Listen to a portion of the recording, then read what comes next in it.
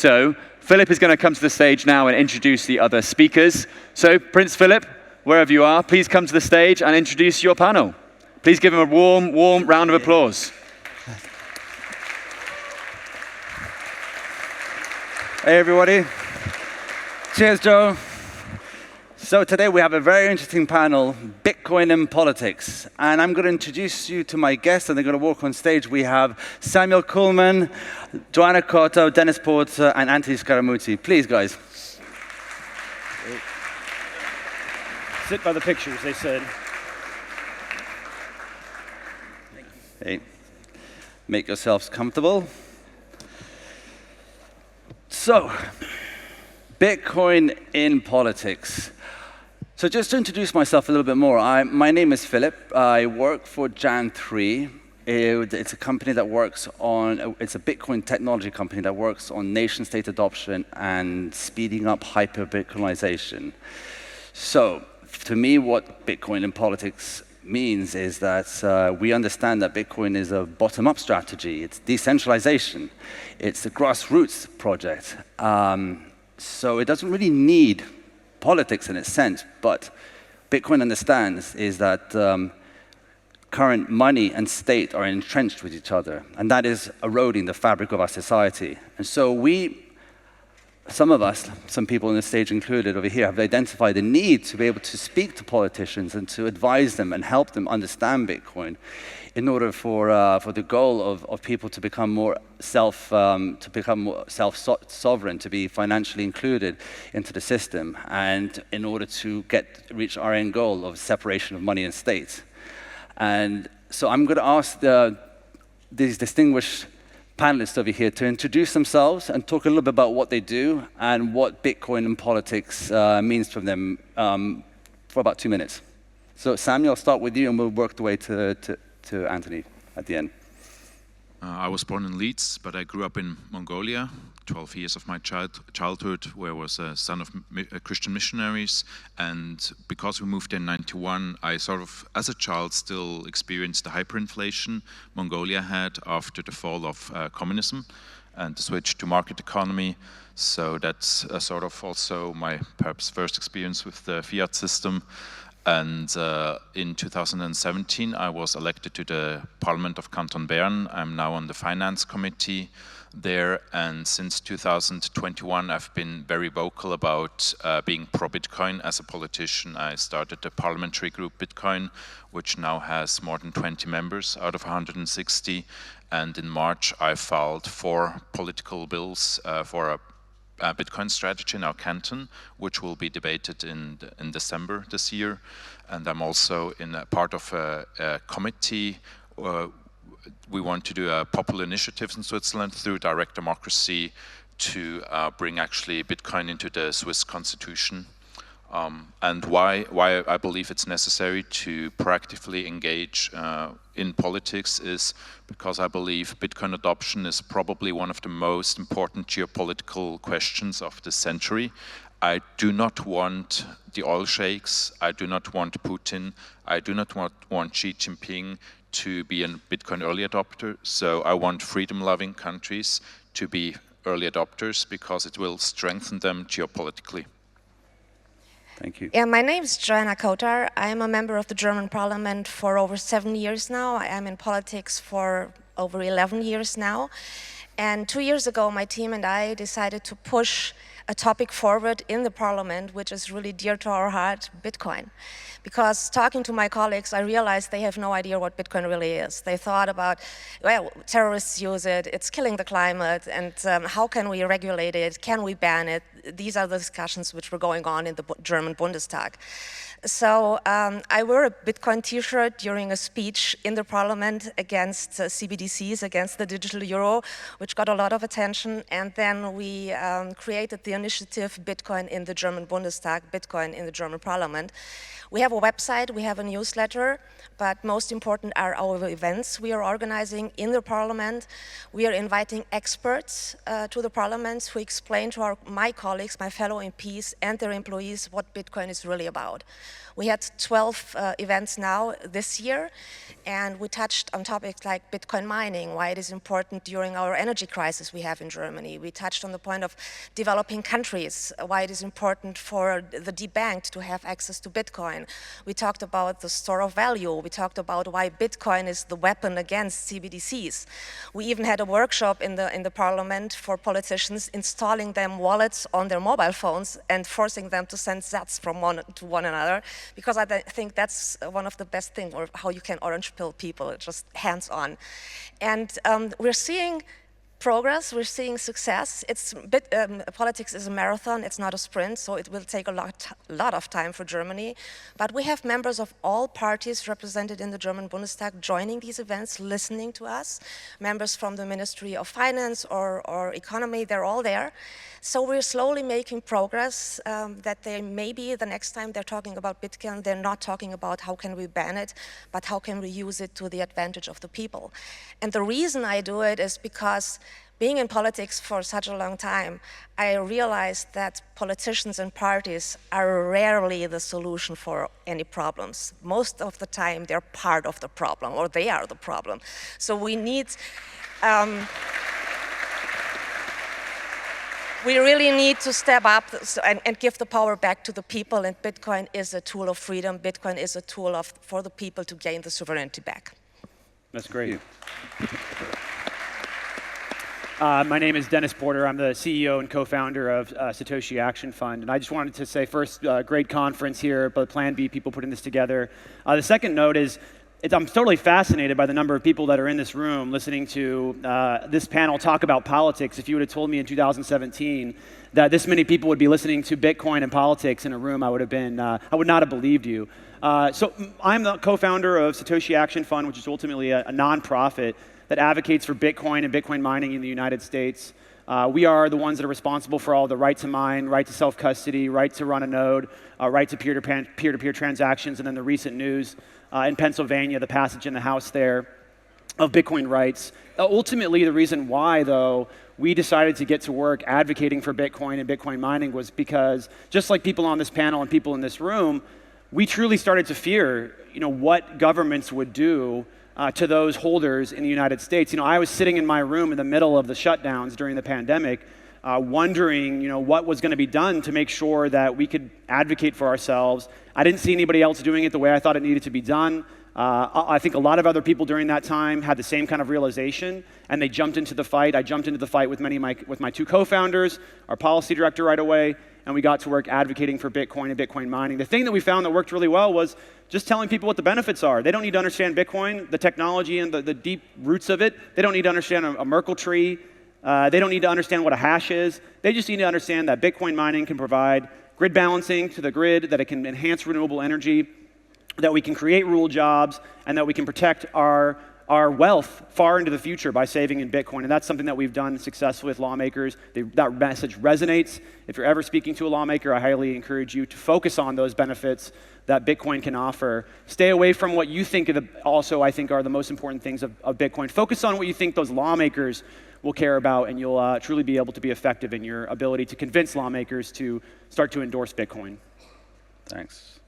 Thank you. My name's Anthony Scaramucci, the managing partner at Skybridge. We made our first Bitcoin investment in October of 2020, so we're sort of late to the game. But I just want to say three quick things, because I think it's important from an American perspective, if you don't mind. I think that the U.S. was slow on Bitcoin adoption, primarily because of the national security state in the United States, very focused on following dollars around the world to stop terrorism. And so even though Bitcoin is not an instrument of terror, and it's very easy to catch people if they're in the money laundering process with Bitcoin, this is one of the great ironies, the US was very scared in the beginning to embrace Bitcoin. The second thing, which I think is important, and this is sort of the weirdness of American politics, but in 2020, when Elizabeth Warren dropped out of the race, Joe Biden cut a deal with her, and the deal basically was that she would have a lot to say about the world of finance and banking.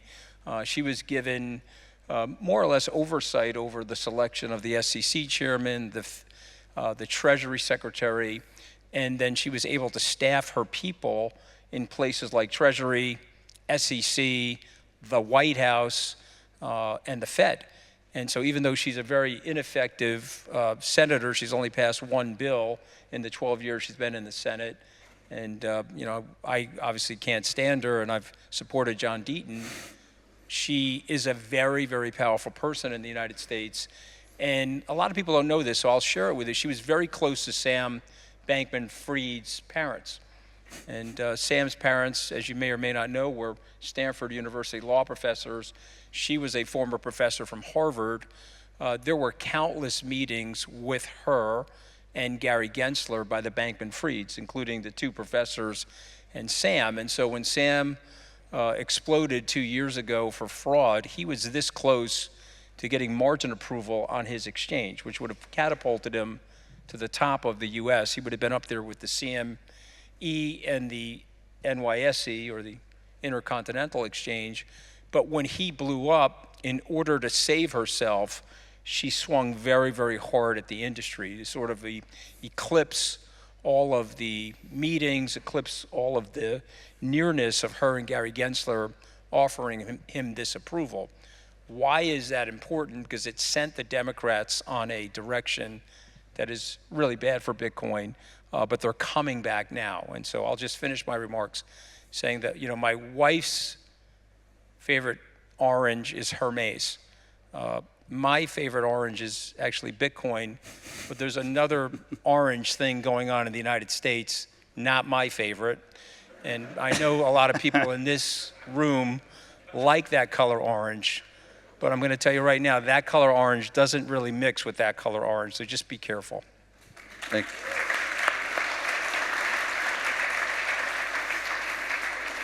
So I'm going to follow up with some individual questions. I'll start with Dennis. Recent big news in Pennsylvania that a Democratic-controlled House was passed a pro-Bitcoin law with bipartisan support. Is this setting a precedent for other states to follow a suit, or could we see a backlash from the federal side and them trying to make a federal law that will try and stop this? Could you have comments on that? Yeah, I mean, it's absolutely the beginning of a trend which we have seen for a long time, which I have seen for a long time. A lot of people in this room, maybe a lot of Bitcoiners, we're in Europe, so maybe there's a little bit more of an appreciation for the United States not swinging too far to the right.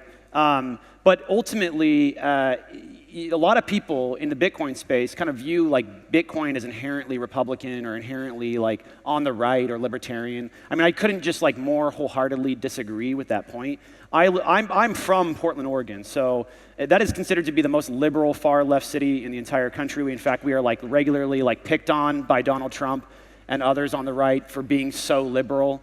Ultimately, because I live there, though, and I engage with Bitcoiners that live in Portland, Oregon, I'm able to have conversations with people that are on the left, even the extreme left, that love Bitcoin, and they have their own appreciation for Bitcoin, and they just view it a totally different way. I mean, if you talk to people on the right, it's all about freedom and small government, but if you talk to people on the left, it's all about inclusivity and the fact that you can't discriminate with Bitcoin. Anybody can join this network. It's a global network. You can bank the unbanked. So there is really something for both sides on this issue.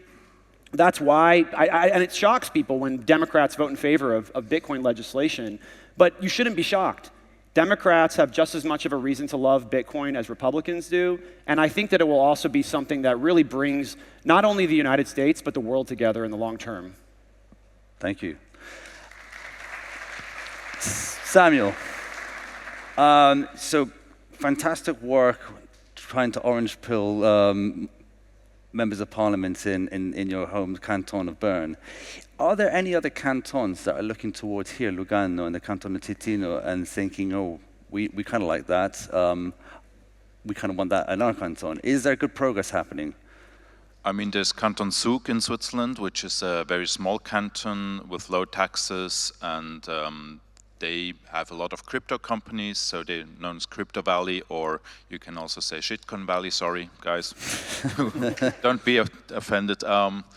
But this was not a debate in the parliament of Canton Zug. This was more the finance director, just from pure pragmatism, saying, yeah, let's have them. Give them the option to pay taxes in Bitcoin in 2021. So yeah, that's Crypto Valley. And then we have Lugano, which I'm very proud of. I'm so proud that it's in Switzerland. Great things that are happening here, and congratulations to the mayor and the people in the city administration for the work they're doing here with Plan B. It's one of my favorite Bitcoin conferences.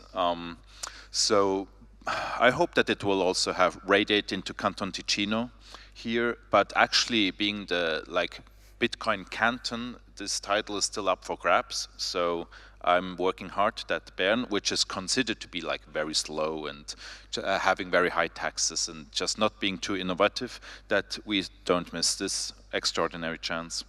Great, thank you. Joana, there was a recent paper from the European Central Bank that made a handful of claims that Bitcoin that really lacked context and evidence. That authors made an argument that late investors in Bitcoin are impoverished by those who invested early, and that Bitcoin has failed as a payments technology. Could you give some insights into what happened there with the ECB and what their plans are? And is there anything that can we be excited about from the European Union? Well, no, not from the European Union, but I think the ECB, it's afraid of Bitcoin now. All they said, it's a bubble, it will burst, don't invest in Bitcoin, it's not worth it. And then they suddenly realized, oh, it's not going away. On the contrary, it's getting more momentum. More people are looking into Bitcoin. More people are using it. Now it's a topic in the election in the United States. We are discussing it in the German parliament. They are discussing it in Switzerland. Bitcoin is not going anywhere anymore, and so they're afraid. And what are they trying to do? They're trying to divide people now. And tell them, well, of course, when you have buy Bitcoin or bought Bitcoin during the early stages, you are the rich one. So triggering the poor who didn't buy Bitcoin, it's like, oh, that's not good. So we have wealth spread unevenly again in our in Germany or in our own countries, and they are trying to divide the people now. They are trying to hinder people to look into Bitcoin and to stir up unrest against those who bought Bitcoin early. I mean, how ridiculous. They don't talk about gold that way. If you bought gold 20 or 30 years ago, look at the prices now. If you bought a house in Berlin when the wall came down, it was so cheap. You can earn millions now selling that house. They're not talking about these kind of things. They're just talking about Bitcoin, and you can see how ridiculous that is. And you see the intention behind it. And I think most of the people also can look behind these papers. Thank you. Anthony, you made your thoughts about current presidential election, and I was just talking about the color orange. Yeah, exactly.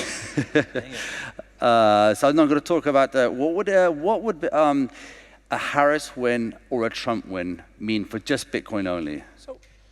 So not who you would vote for, but a show of hands in the room. How many people think that Donald Trump is going to win the presidential election in 10 days? Okay. And how many people in the room think that Vice President Harris is going to win? Okay, because I think that's some of Vice President Harris's family members raised their hand. So, he's got the momentum. And if you look at the early polling, if you were on her side of this thing, you would be concerned, because in 16 and 20, the Democrats they come early, and Republicans have a tendency to vote on the day of the election. And so Trump did something very clever. He denounced early voting in 16. He denounced it in 20, but he told his people, get out and vote in 24. And there is a little bit of reflexivity, just like there is in investing. So people in the United States are seeing the tea leaves that he is sort of ahead, and then it sort of becomes a self-fulfilling prophecy. It's just a point to make there. But if Trump wins, and let's assume he does win, there'll be 5 or 6 people that are pro-Bitcoiners, pro-blockchain, pro-cryptocurrency. They're putting together a list of executive orders that they would like him to sign in the first week. Depending on who he puts at Treasury, those things will probably get done very quickly, and that'll be favorable for Bitcoin. My issue with Trump is the John Kelly issue, that he is, you don't have to take it by me, just listen to what he's saying. He wants to go after his political adversaries. He said 3 or 4 times he would use the American military to do that. He says a lot of crazy things in public, and I'll just let you know that he says even crazier things in private when he's with a small group of people. So, the people that are smart are worried about him. It's one thing to be pro-Bitcoin, but it's another thing if you're going to upset the entire apple cart of the American system. So that's Trump. On the Harris side, and again, there's probably a 20 or 30% chance that she could win. There could be a problem with turnout on the day, so you have to at least calculate that there's a chance she could win. I think she'll be surprisingly favorably disposed towards crypto, and that's primarily because she's from Silicon Valley. I've had several conversations with her staff alongside of Mark Cuban, and they're not in the Elizabeth Warren, Gary Gensler camp. That was sort of a Joe Biden thing, and so I would expect somebody like Cuban to have a lot of influence there. So there are brighter regulatory days ahead for the United States as it relates to this industry, no matter who wins. Nice, thank you. I'm going to have an open question right now. I think we all feel and describe that Bitcoin is apolitical, but is there a specific ideology, political ideology or movement that suits Bitcoin and the ones that don't suit Bitcoin? Well, you just look at which political movements adopt Bitcoin earliest. You find the libertarians. Then in many Western states, you find the more conservatives that are a bit more open once they overcome their skepticism of the digital. But in general, Bitcoin is your self-defense weapon against an authoritarian state. So depending on what kind of authoritarian state you have, it also depends on what kind of ideology is on the opposite of that, and that ideology or those people will be more open to Bitcoin. And during the COVID times, my perspective, almost the whole world lived under authoritarian states. So it's those of us who were unvaccinated, who didn't want to comply with the crazy COVID measures, that realized, it's getting difficult, and these people, no matter what their political ideology is, they are now extremely open to the self-defense technology. I totally agree. I think during COVID times, a lot of people woke up and realized what governments are capable of, that they are capable of taking your basic rights away, your freedom rights away. And I think it wasn't ever a better chance for Bitcoin to gain more popularity now. You just have to go out there and talk to people, because they're open now for any tool which can guarantee them their freedom. I think you see your freedom rights declining in all Western countries. It doesn't depend on who I'm talking to, if it's people from the United States or from France or the UK or Germany. We're all seeing our freedom rights taken away from us. Germany is, and I think UK, when you post something on social media, you can be arrested for that now. It's crazy. And I think Bitcoin is a way really to gain the sovereignty back and to fight against the government and to push it back. And I also agree that the libertarians are, I think, the political direction which will adopt early or which are very open to them. But also when you look at the oppressed people in the world, like the women in Afghanistan who are using Bitcoin now because they're not able and not allowed under the Taliban regime to do businesses, and to see them being strengthened through using Bitcoin is just beautiful. I guess I'll be the contrarian in the room. I just feel like I'm living proof that Bitcoin is not a left or right issue, because freedom is not a left or right issue. Anybody who likes Bitcoin is going to be inherently someone that likes freedom. And whether the talking heads on the right or the talking heads on the left want to tell you as much as possible that maybe the left isn't very pro-freedom, I just don't agree with that. I think that the left does appreciate freedom. and that the left will come to understand and appreciate Bitcoin more and more as time goes on. You really have to think about the history of Bitcoin to understand why libertarians and then why Republicans were the first into the doorway when it comes to Bitcoin. Libertarians inherently, especially after Ron Paul lost, injected themselves into the Republican Party because they realized they couldn't win national elections. And all of those libertarians, some of them who work for my organization, they started having these conversations with Republicans. They figured out quickly how to message the case of Bitcoin to Republicans because they already have this sort of like relationship. You ask Democrats, most of them will say that they don't work with the Libertarian Party, but a lot of them privately will tell you they have a very strong libertarian streak. Now, that's not where we see the leadership of the Democrat Party today, but I do believe that will change as time goes on. And so I'm talking later at 4:30. I certainly have an announcement to make. I think that will help people to understand just how quickly these things are going to change. Excited to be talking a little bit about that later and why. I just fundamentally believe that Bitcoin is a technology, is something that will unite all Americans and all people across the world. Thank you. So I'm going to take a little bit, I want to hear the announcement. Take a little bit different of a take for a second. In 1940, Franklin Roosevelt ran for a third term, so he broke George Washington's precedent. It was right at the eve of the war, and he got on the radio about 2 weeks before the election, and he said, let's think about this, is 84 years ago, and he said on the radio that his pledge to the United States was that he would not bring the U.S. into the war. And then they clicked off the radio, and he rolled himself into his study. He lit a cigarette, grabbed a martini, and he told his son, I just lied to the American people.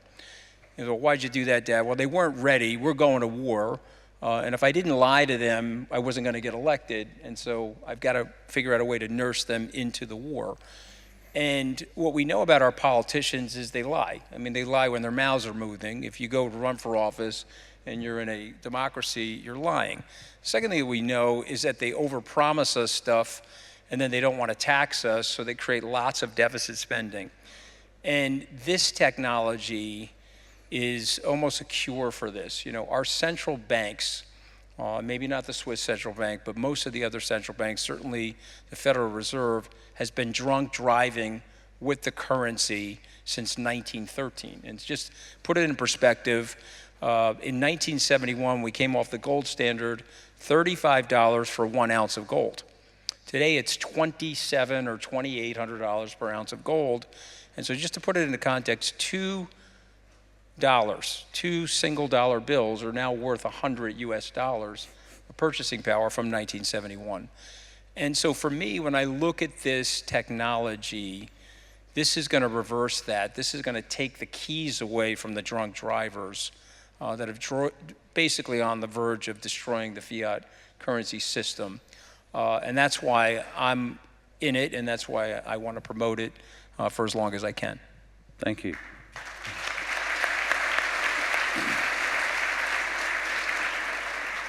I mean, we only have 2 minutes left, but maybe make a summary that I think everyone's in agreement that Bitcoin is going to do a lot of good for the world, and it doesn't really matter what party.